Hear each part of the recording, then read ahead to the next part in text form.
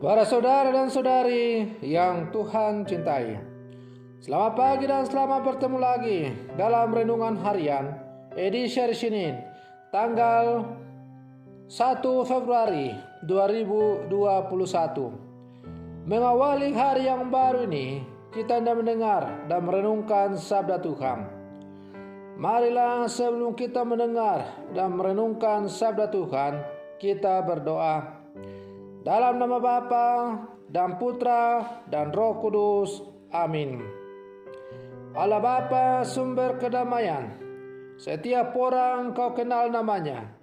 Semoga kami mengalami pemeliharaanmu yang penuh kasih sayang, dan perkenankanlah kami memasuki kedamaianmu. Bersabdalah ya Tuhan, kami siap untuk mendengarkan. Terpujilah Engkau Bapa, Putra dan Roh Kudus, kini dan sepanjang segala masa. Amin.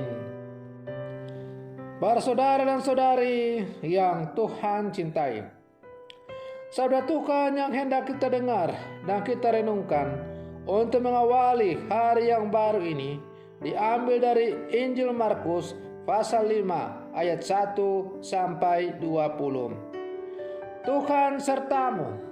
Inilah Injil Tuhan kita Yesus Kristus menurut Santo Markus.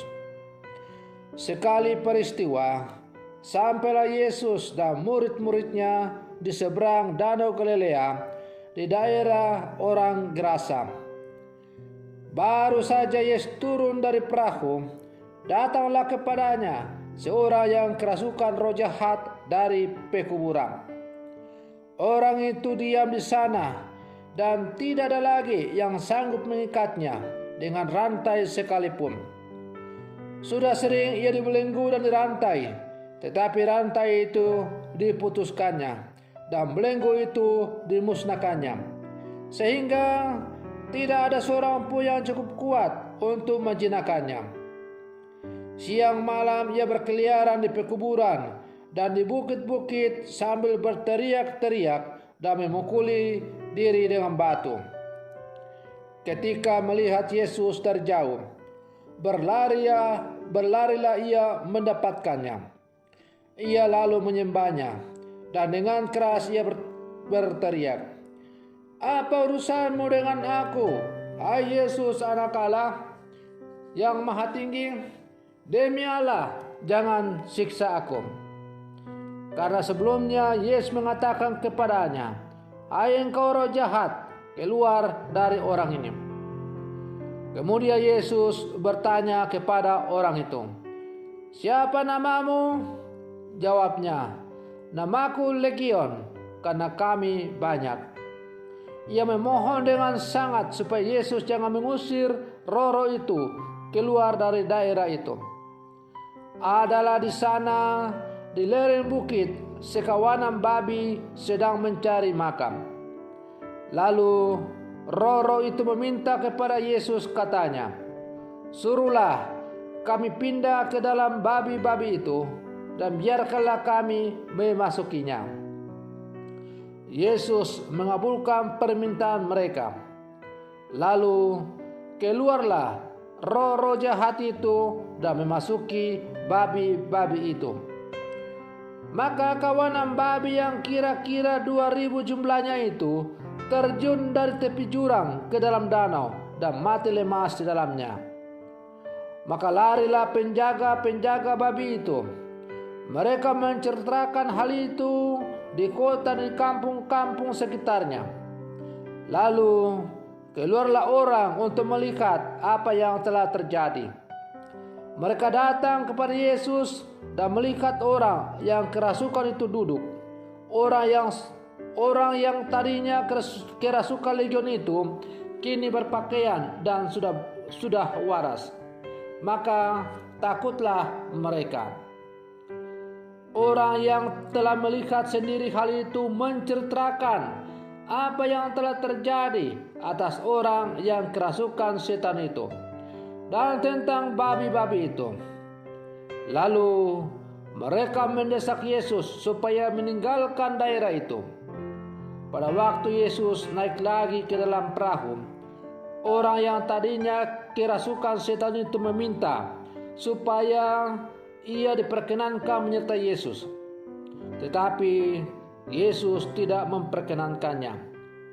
Yesus berkata kepada orang itu, "Pulanglah ke rumahmu, kepada orang-orang sekampungmu, dan beritahukanlah kepada mereka segala yang telah diperbuat Tuhan atasmu, dan ceritakanlah bagaimana ia telah mengasihani engkau." Orang itu pun pergi dan mulai menceritakan di daerah Dekapolis segala yang telah diperbuat Yesus atas mereka, atas dirinya, dan mereka semua menjadi heran.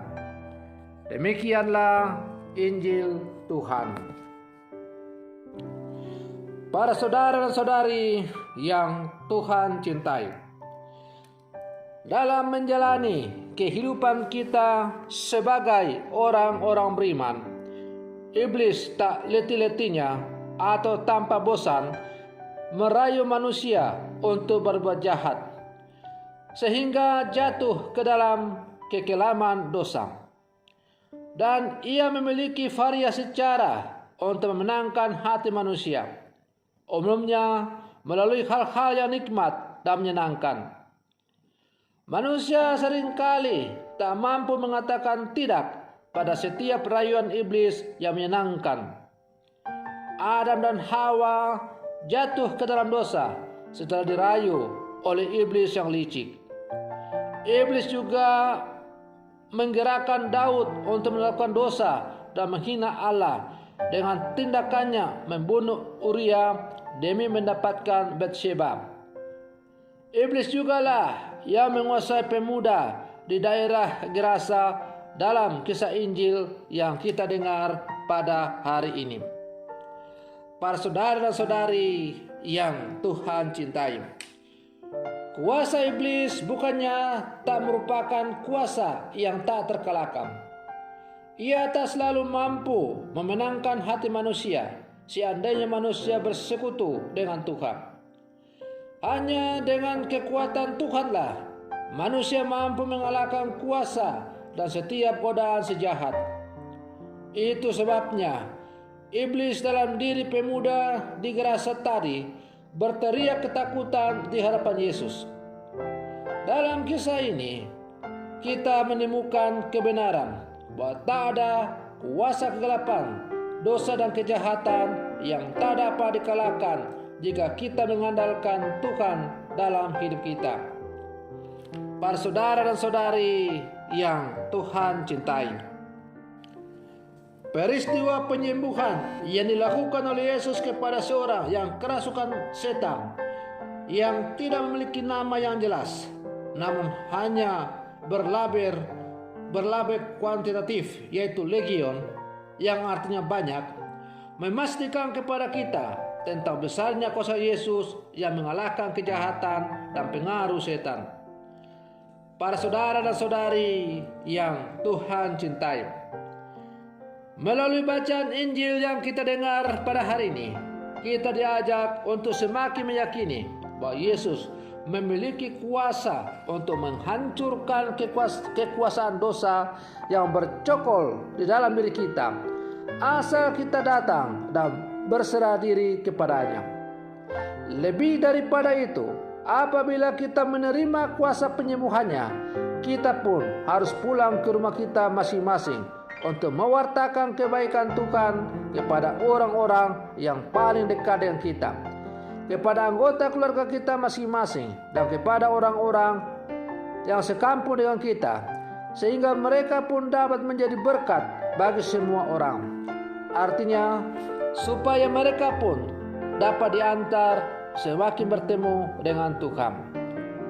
Para saudara dan saudari yang Tuhan cintai, melalui peristiwa penyembuhan pemuda yang dirasuki oleh setan di daerah Gerasa tadi, kita semakin yakinkan bahwa apabila kita sungguh beriman kepada Tuhan, maka tidak ada yang mustahil dalam seluruh kehidupan kita.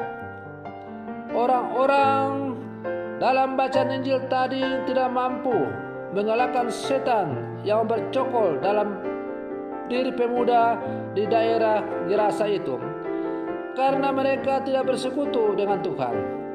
Mereka mengandalkan kekuatan mereka. Tentu, apabila manusia mengandalkan kekuatannya untuk menghadapi kuasa-kuasa kegelapan, maka yakin dan percayalah bahwa kita tidak akan mampu. Tetapi apabila kita sungguh mengandalkan Tuhan, maka segala kekuatan kegelapan akan mampu kita hancurkan oleh karena pertolongan Tuhan itu sendiri. Para saudara dan saudari yang Tuhan cintai, pengalaman mengusir setan dalam nama Yesus pasti banyak orang telah mengalaminya. Saya pun beberapa kali mendoakan orang yang kerasukan roh kegelapan atau kuasa kegelapan. Dan harus saya katakan dengan jujur bahwa memang apabila kita mengandalkan Tuhan dalam berhadapan dengan kuasa-kuasa kegelapan itu, maka kuasa-kuasa kegelapan itu sama sekali tidak berdaya. Dia akan bertekuk lutut di hadapan kaki Yesus. Dan karena itu, para saudara dan saudari yang terkasih, janganlah kita ragu untuk beriman kepada Yesus.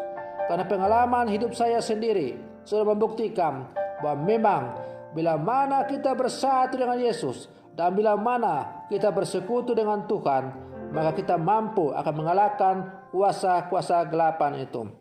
Maka marilah para saudara dan saudari yang terkasih, dalam seluruh kehidupan kita semakin mengandalkan Tuhan dalam seluruh kehidupan kita. Yakin dan percayalah bahwa kita pasti akan berjalan dalam kedamaian, dalam ketentraman, dan tak akan ada satu kuasa pun yang mampu mengalahkan kita, karena kita selalu berjalan bersama dengan Tuhan. Ketidakmampuan kuasa-kuasa dunia menghancurkan kita bukan karena kehebatan kita, tetapi oleh karena kehebatan Tuhan yang berjalan bersama dengan kita. Tuhanlah yang berperang melawan segala kuasa-kuasa kegelapan yang akan menghancurkan kehidupan kita. Maka marilah kita selalu berserah diri kepada Tuhan. Semoga Tuhan semakin meraja dalam seluruh kehidupan kita. Semoga demikian. Selamat pagi. Tuhan Yesus memberkati.